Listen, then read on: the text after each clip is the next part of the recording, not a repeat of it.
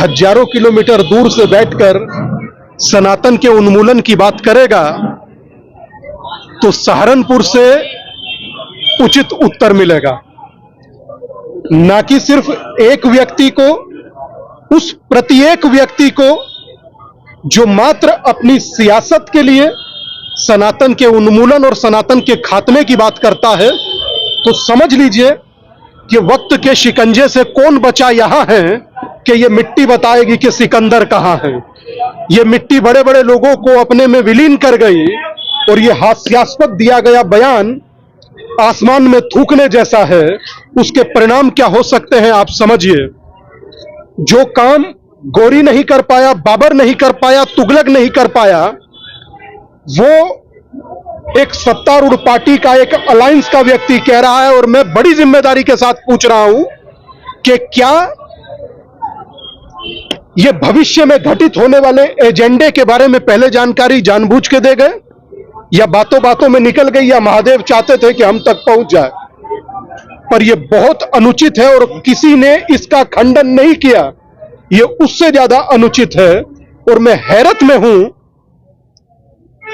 कि एक विरोध मात्र मेरे से नहीं, राकेश भाई से नहीं, देवेंद्र भाई से नहीं, ब्रिजेश भाई से नहीं, या हम सब लोगों में से या सनातनियों में से नहीं, यह विरोध समूचे सहारनपुर की सड़कों से जाना चाहिए था, मैं ऐसा समझता हूं। और यह विरोध समूचे हिंदुस्तान से जाना चाहिए था, मैं ऐसा समझता हूं कि 80-90 करोड़ लोगों की आबादी के खात्मे की अगर कोई बात करता है और वो मात्र विरोध कर कर बैठ जाए तो ये तो उचित नहीं। मुझे लगता है कि 3 बार मीडिया ने पूछा, तीनों बार भाई ने कहा कि मैं अपने बयान पर अड़िग हूं, और अगर वो अपने बयान पर अड़िग है तो मैं सनातन को जगाने पर अड़िग हूं।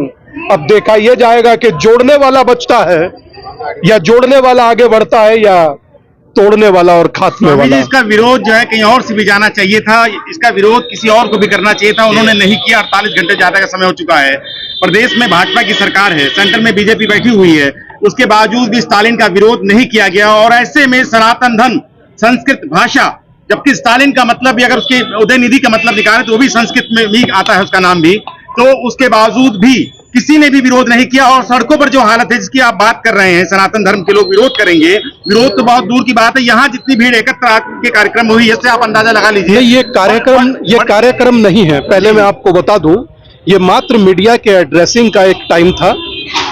कार्यक्रम आगे भविष्य में जरूर होगा।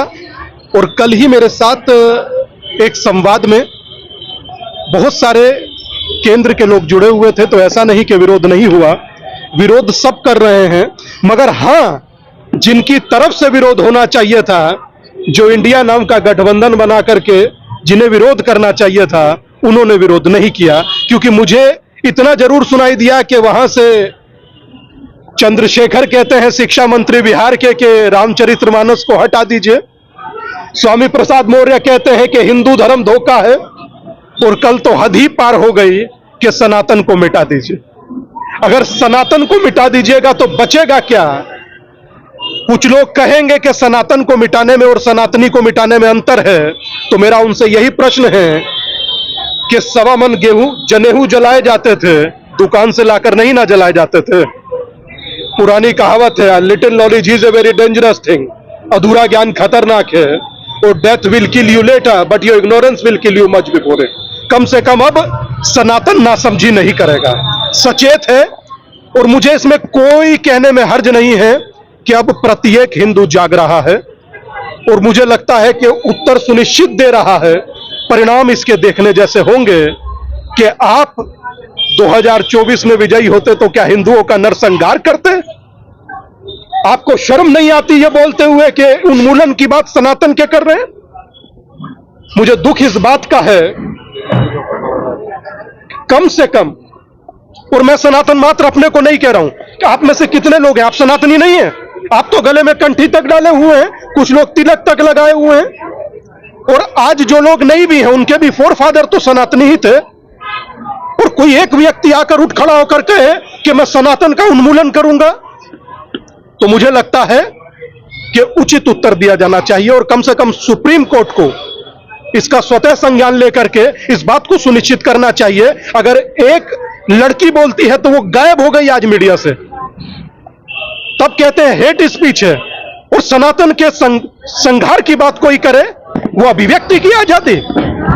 इससे बढ़कर दोगला रवैया क्या होगा? चुप हो जाइए। बस मेरा आप सबसे अनुरोध है, 2024 के चुनाव के चलते कहीं ऐसा तो नहीं स्वामी जी कि एक टारगेट किया जा रहा हो सनातन धर्म के लोगों को और एक पार्टी कोई इस पर टारगेट करके अपना फायदा उठाना चाहती है? मैं ये कहूंगा गौरव बाबू, सनातन को टारगेट करना अब बहुत आसान हो गया है।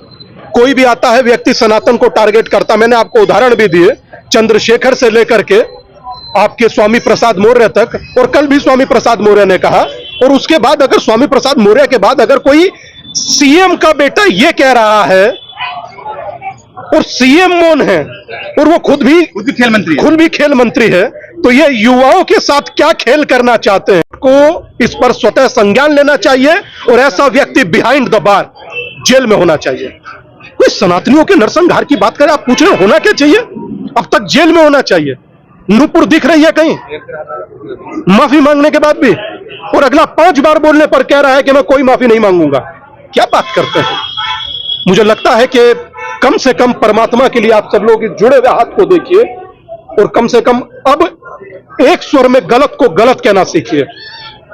और इससे बढ़कर भयानक, अनुचित, अभद्र, अशोभनीय, निंदनीय, अमर्यादित टिप्पणी पूरे भारतवर्ष में मैंने नहीं सुनी जो आज सुनी। बस इतना।